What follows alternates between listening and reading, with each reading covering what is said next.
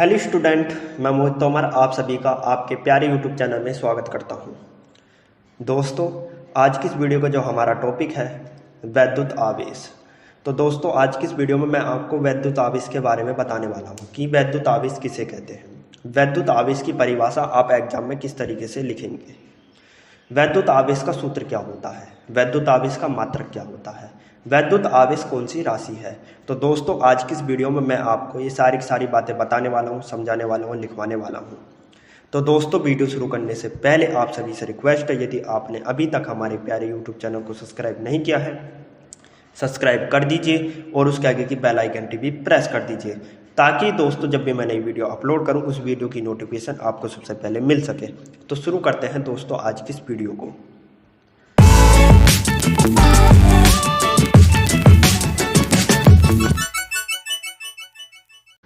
तो दोस्तों, आपको हेडिंग डालनी है वैद्युत आवेश। क्या हेडिंग डालनी है दोस्तों? वैद्युत आवेश। तो पहले दोस्तों आप जान लीजिए कि वैद्युत आवेश किसे कहते हैं, आखिर होता क्या वैद्युत आवेश। वह कारक जिसके कारण वस्तुओं को एक दूसरे के संपर्क में लाने या रगड़ने पर उनमें दूसरी वस्तुओं को अपनी तरफ आकर्षित करने का गुण उत्पन्न हो जाता है, वैद्युत आवेश कहलाता है। क्या कहलाता है दोस्तों? वैद्युत आवेश। देखिए दोस्तों, होता क्या है कि जब आप किसी वस्तु को किसी दूसरी वस्तु के साथ संपर्क में लाते हैं या रगड़ते हैं तो पहली वाली वस्तु के अंदर दूसरी वाली वस्तु को अपनी तरफ आकर्षित करने का गुण उत्पन्न हो जाता है और इसी गुण को हम वैद्युत आवेश कहते हैं। क्या कहते हैं दोस्तों? वैद्युत आवेश कहते हैं। अब दोस्तों, आप इस बात को एक उदाहरण और एग्जाम्पल से समझिए। आप दोस्तों कोई एक कंघा ले लीजिए और एक कागज का टुकड़ा ले लीजिए और उस कागज के टुकड़े को छोटे छोटे टुकड़े में बदल दीजिए।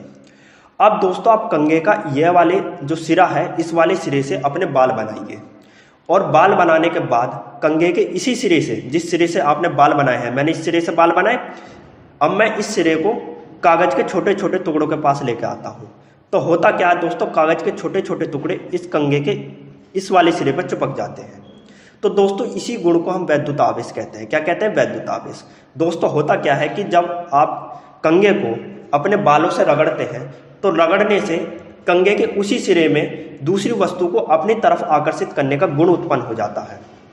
जैसे मैंने कंघे के इस सिरे को अपने बालों से रगड़ा तो कंघे के इस सिरे पर दूसरी वस्तु को अपनी तरफ आकर्षित करने का गुण उत्पन्न हो गया और यही गुण वैद्युत आवेश कहलाता है। क्या कहलाता है दोस्तों? वैद्युत आवेश कहलाता है। तो दोस्तों, आपको अच्छे से समझ में आ गया है कि वैद्युत आवेश किसे कहते हैं, आखिर होता क्या है वैद्युत आवेश। अब दोस्तों बात करते हैं कि वैद्युत आवेश की परिभाषा आप एग्जाम में किस तरीके से लिखेंगे। वह कारक जिसके कारण वस्तुओं को एक दूसरे के संपर्क में लाने या रगड़ने पर उनमें दूसरी वस्तुओं को अपनी तरफ आकर्षित करने का गुण उत्पन्न हो जाता है, वैद्युत आवेश कहलाता है।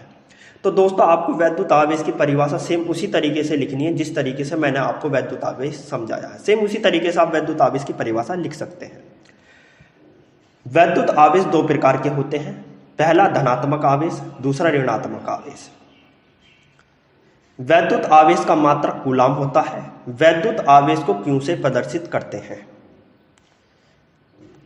तो दोस्तों देखिए, वैद्युत आवेश का मात्रक क्या होता है? कूलाम होता है। और वैद्युत आवेश को किससे प्रदर्शित करते हैं? क्यू से। तो दोस्तों, यहाँ एक नंबर का क्वेश्चन बन जाता है कि वैद्युत आवेश का मात्रक क्या होता है। तो दोस्तों आपको बताना है कूलाम। यहाँ एक नंबर का MCQ में क्वेश्चन पूछ लिया जाता है। दोस्तों, वैद्युत आवेश का सूत्र होता है Q बराबर Ne। क्या होता है? Q बराबर Ne, जहां N बराबर पदार्थ में इलेक्ट्रॉनों की संख्या, E बराबर 1.6 गुणा 10⁻⁻19 कूलाम इलेक्ट्रॉन पर आवेश। तो दोस्तों देखिए, वैद्युत आवेश का सूत्र क्या होता है? Q बराबर Ne। तो दोस्तों देखिए, हमारे पास कोई पदार्थ है, अब उस पदार्थ के अंदर इलेक्ट्रॉनों की संख्या होती है, तो उन इलेक्ट्रॉनों की संख्याओं को प्रदर्शित करने का काम N का होता है। N बताता है कि इस पदार्थ के अंदर कितने इलेक्ट्रॉन हैं। तो पदार्थ के अंदर इलेक्ट्रॉनों की संख्या कौन प्रदर्शित करता है? N प्रदर्शित करता है। अब दोस्तों E क्या करता है? E जो है, पदार्थ के अंदर इलेक्ट्रॉन होते हैं तो उन इलेक्ट्रॉनों पर कितना आवेश होगा ये E बताता है। क्या बताता है? E बताता है। और E की वैल्यू क्या होती है? मान क्या होता? 1.6 गुणा 10⁻⁻19 कूलाम। तो दोस्तों यह E की वैल्यू है 1.6 गुणा 10⁻⁻19 कूलाम। तो दोस्तों N बताएगा पदार्थ के अंदर कितने इलेक्ट्रॉनों की संख्या है, E बताएगा कि उस पदार्थ के अंदर इलेक्ट्रॉनों पर कितना आवेश है, यह ई बताता है। ठीक है, तो दोस्तों आपको वैद्युत आवेश का सूत्र समझ में आ गया होगा। वैद्युत आवेश एक अदिश राशि है, वैद्युत आवेश एक अदिश राशि है। तो दोस्तों आपको पता होना चाहिए कि वैद्युत आवेश एक अदिश राशि है। यहाँ 1 नंबर का क्वेश्चन यहाँ से भी बन सकता है एमसीक्यू में कि बताइए कि वैद्युत आवेश कौन सी राशि है, तो आपको बताना अदिश राशि है। तो दोस्तों मैंने आपको बता दिया कि वैद्युत आवेश कौन सी राशि है, वैद्युत आवेश का सूत्र क्या होता है, वैद्युत आवेश का मात्रक क्या होता है, वैद्युत आवेश कितने प्रकार के होते हैं, वैद्युत आवेश की परिभाषा आप एग्जाम में किस तरीके से लिखेंगे, यह भी मैंने आपको बता दिया है। तो दोस्तों मैंने आपको वैद्युत आवेश के सारे जो टॉपिक है, जो भी एग्जाम में पूछा जाता है, उसको मैंने अच्छे से समझा दिया है। यदि दोस्तों आपको हमारी ये वीडियो पसंद आई है, लाइक सब्सक्राइब शेयर जरूर कीजिए। दोस्तों आपको हमारी वीडियो देखने का बहुत बहुत धन्यवाद।